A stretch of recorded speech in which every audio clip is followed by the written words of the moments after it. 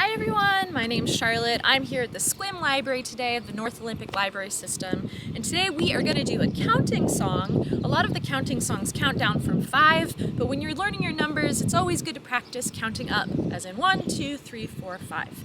We are going to count some elephants, and elephants are really big, and they're going to be swimming in a bathtub, and a bathtub's really small. So I don't know how many elephants are going to fit in this bathtub. We'll have to find out. So we're going to practice some small finger movements, we're going to practice some actions and some gestures. Part of it is that you're practicing building those muscles for when you're learning to write later on in life, and also connecting the gestures to the meaning of the words helps to solidify the meaning in the brain. Here we go, ready? 1 elephant in the bathtub, going for a swim, knock, knock, splash, splash, come on in.